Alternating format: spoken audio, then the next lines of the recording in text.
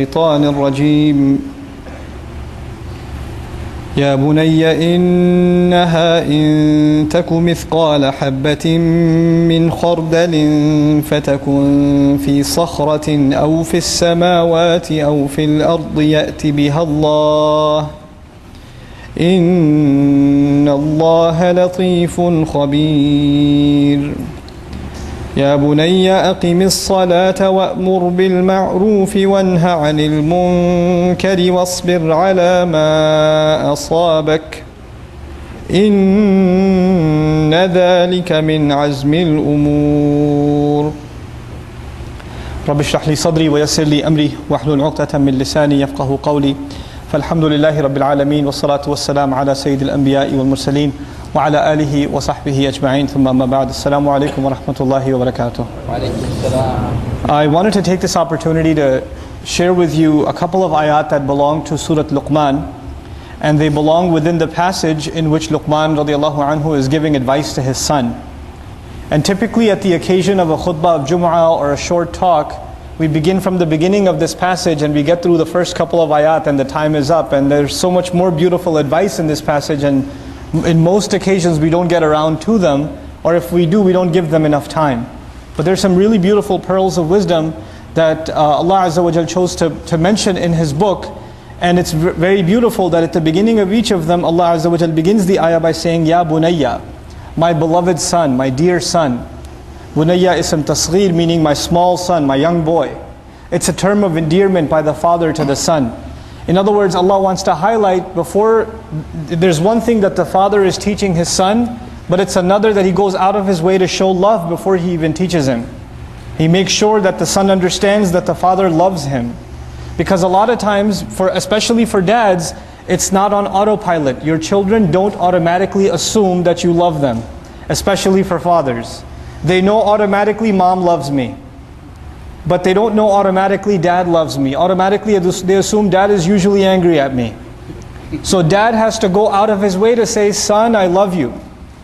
Then start the advice. He can't just start the advice. And this is, you guys have experienced this in life, maybe with your own fathers and your own children. Every time you try to give them advice, oh, here we go again. It's because, and when the mother just puts her arm around you or sits you down and says, come sit here next to me, and then she gives you just listen, because it's mom.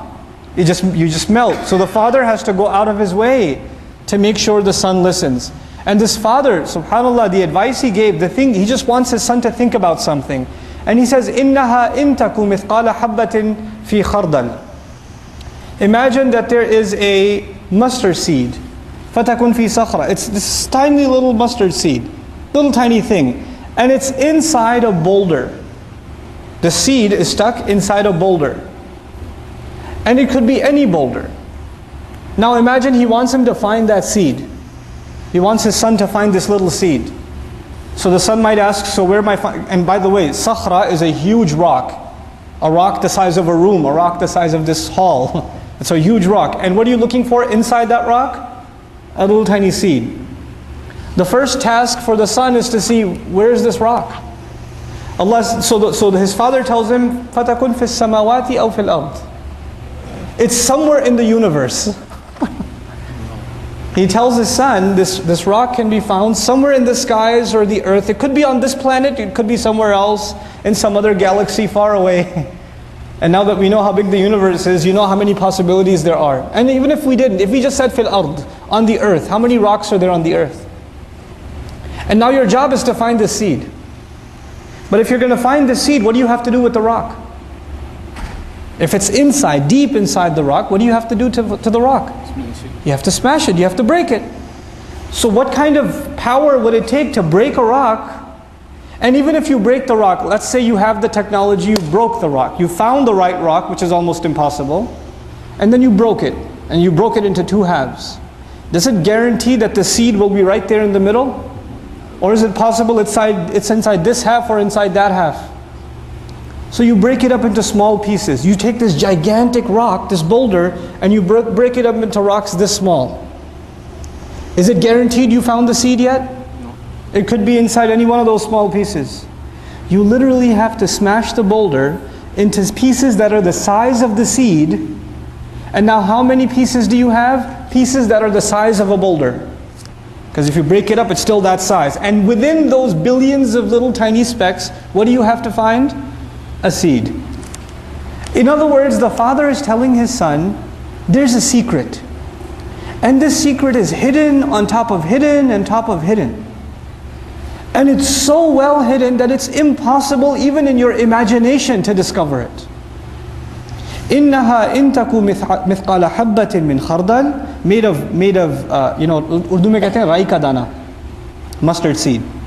فَتَكُنْ فِي صَخْرَةٍ أَوْ فِي السَّمَاوَاتِ أَوْ فِي الْأَرْضِ يَأْتِ بِهَا اللَّهُ. Allah will bring it out. Allah will bring that seed, and ya'ti, interestingly enough in the Arabic language, as opposed to yaji' bihillah. Ja'a in Arabic means to bring something with some effort.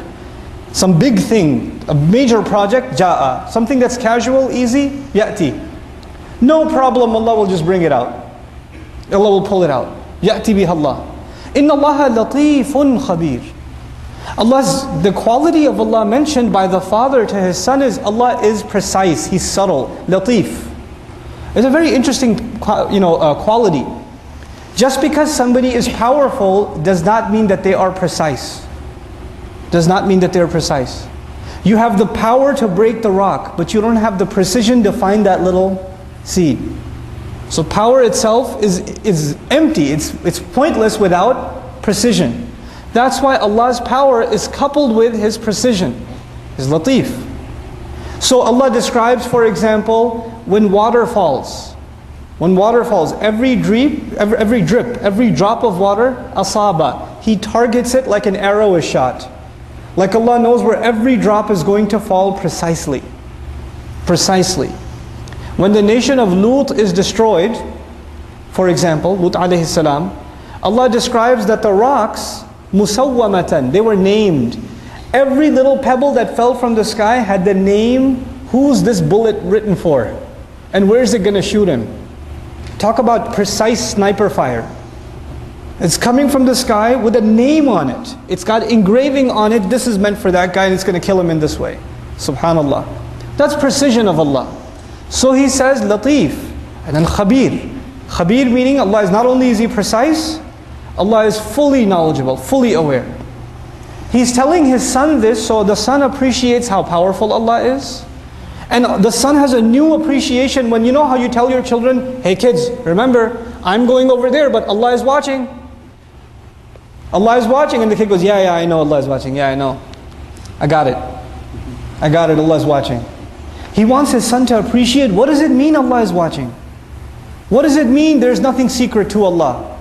So he wants to give him a very powerful example. What we're learning here also is that the father goes out of his way, he thinks, how can I teach my son this lesson? And he went out of his way to figure out, well, maybe if I teach him this way, it'll stick in his head. And Allah likes his example so much, He made it part of the Qur'an. He made it part of the Qur'an, this beautiful example.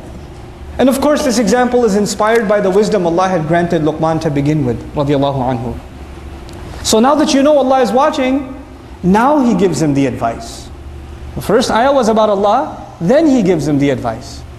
And so He says, Ya bunayya aqimis salat. My son, pray, establish salat.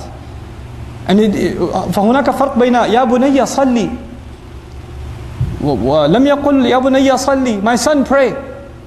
He said, Ya bunayya aqim as-salat. Establish prayer. Institutionalize prayer. Establishment as an image in the Arabic language is to build something. It's to make something stand. It's as though everything else can be moved, but the pillar in the building cannot be moved. You can move the furniture, but you can't move the pillars. So in your day, everything else can move. In your day, the doctor's appointment can move. Your work schedule can move. The meeting can move. Lunch can move. Dinner can move. Salat cannot move. Salat is in its place. Son, understand this. My son, I want you to know you have to establish salat. Aqim as-salat. Wa'mur bil ma'roof. Wanha 'anil munkar. Wasbir 'ala ma asabak. I'll leave you with this. Once you establish salat, once you understand what it means to make time for Allah no matter what, then there are going to be some effects of salat on your personality. And these effects are not just inside salat, these effects are also outside salat. If Allah will bring out even a seed on Judgment Day, which means Allah will bring justice on Judgment Day, not even a seed will escape. If that's the point, then a Muslim becomes very concerned with justice. And every single salat reminds the Muslim that the day of justice is coming, and a Muslim has to be fair in his life and her life, and a Muslim has to make sure people around them are doing the right thing. So a natural consequence of salat, of really establishing salat, وَأْمُرْ بِالْمَعْرُوفِ وَانْهَى عَنِ الْمُنْكَرِ. Make sure you encourage and instruct people and advise people to do the right thing. You made salat and you go back into the meeting at the office. And when you're at the meeting at the office, they're saying, our client, he's given us, seems like he's got a little extra money to spare, so we should bill him a couple of hundred extra hours even though we haven't done the work. They won't mind, they don't care. You just came out of salat, you say, no, we didn't do that work. We can't put that on the hours. We cannot sign off, I can't sign off on that. You're standing around in your meeting at work and people are making fun of an employee that's not there. You stand up, whether you like that employee or not, it's not right, he's not here. We shouldn't do this. And you say, what made you do that? Why are you talking like this? Why are you standing up for the guy? Because I pray. That's what prayer teaches me, to stand up for the right thing. I'm not going to stand by corruption anywhere else in my life. That's what it means to establish salat. So he's teaching his son, just because you pray, that's not enough. Just because you pray, that's not enough. And it's beautiful that Allah gave the example of a seed. What's supposed to come out of a seed? A plant. The salat is like the seed. But if the seed, you never turn it into a plant, the fruits of that seed, they never come out. And what are the fruits of that seed? أمر بالمعروف والنهي عن المنكر. فإذا لم تأمر بالمعروف ولم تنهى عن المنكر ما هذه الصلاة? What kind of salat is this? It doesn't make you enjoin good and forbid evil. What is that? وَاصْبِرْ عَلَى مَا أَصَابَكَ. And then that's the final advice in this ayah. Be patient over whatever targets you. Because when you stand up for the right thing, or you speak out against the wrong thing, in the house, at the office, in business, with business partners, with the employee, with the employer, with the coworker, with the person you're riding with in the car, when you speak out and say the right thing, they might get upset with you. They might not like what you have to say. Nobody likes justice, let me tell you, around the world. You talk about justice, you get in trouble. You tell your dad, I don't think that's fair, Dad. I don't know if you should have paid him his full salary. I don't know if you should have done that. Well, who are you, kid? Who are you to talk to me like that? Nobody likes to hear about justice. Nobody likes to hear about fairness.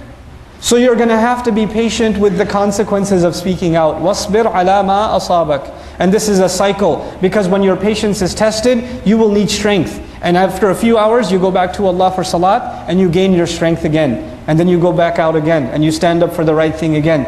And you cycle like this. He's turning his son into a leader. He's turning his son into a role model. This is what Islam is supposed to look like. This is what salat does. I'll leave you with this last bit of thought.